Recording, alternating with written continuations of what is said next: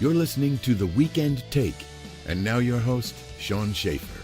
Hello, everyone, and welcome to The Weekend Take. I'm your host, Sean Schaefer, and with me this week is Mike Zupan, who is a creator of Bite Size Impressions, as well as Bite Size Cinema, longtime writer for DVD Talk, and writer for Minecraft Explorer and Fortnite Explorer. Mike, how you doing this week?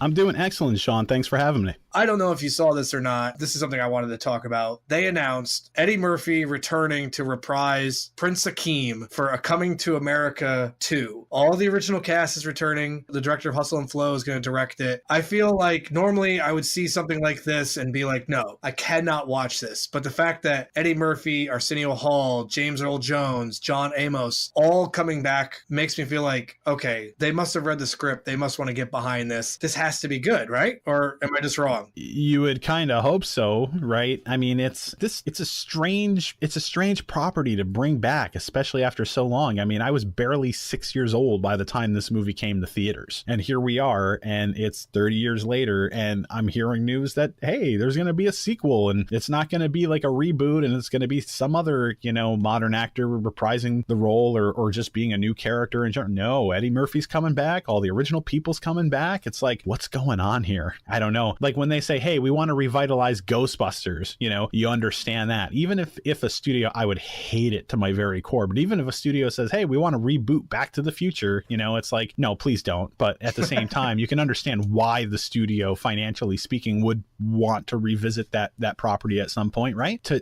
do a sequel to Coming to America. I guess it's a proper time to maybe do something like that, though, with the way the world is and the way politics are and the way just perception about everything is these days. I mean, a lot's changed in the last 30 or so years. And if you have a very smart script that's kind of a social commentary in a way, it could be good. It could be good. I mean, my big question walking away from that announcement is, okay, the film takes place 30 years after the events of Coming to America. I feel like there has to be some way that the old men in the barbershop have to be alive somehow. They have to.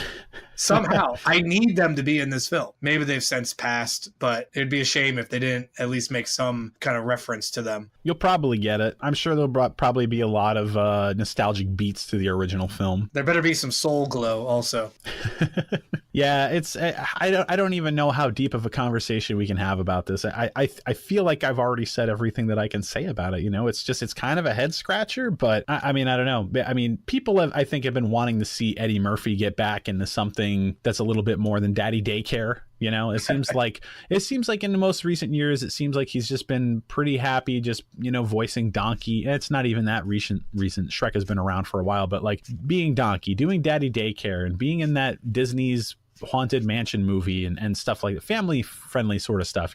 People want to see him get back into comedy proper, and the only film that he's really had more of a harder edge again with a comical take, I think, was when he did Tower Heist with Ben Stiller and Matthew Broderick some years ago. That was a pretty good movie, but other than that, he's kind of been MIA, I think, as far as the kind of comedy people want to see him come back with. So hopefully this film does well enough for him to maybe want to get into more of those kinds of roles again and actually do comedy proper again, because Eddie Murphy's pretty awesome. And so here's the follow-up question, and we'll wrap up. Eddie Murphy returns to form in Coming to America 2, let's say. Now, it's much easier for studios to bank on previously created intellectual properties and franchises. Coming to America 2 is successful. Do we finally get a follow-up to Beverly Hills Cop? Ooh, that is a good question. That's something they've been talking about for a long time, but I'm not necessarily sure I'd be on board with that either. I mean, that's sort of like hearing the news that like, oh, hey, Bad Boys 3 is going to happen. Like I love Bad Boys. I think the first Bad Boys amazing. The second movie was bad, but the action scenes were practically untouchable because they were so awesome. Do you really need another one of those? It is what Michael Bay is good at. It is. And I'm not really sure the world needs another Beverly Hills Cop. I mean, the last movie, it's possible to have a smart script after so many years being away from it, but Beverly Hills Cop 3 was terrible. It was terrible. I don't know. Even the Die Hard franchise, it's the same sort of thing. It's like,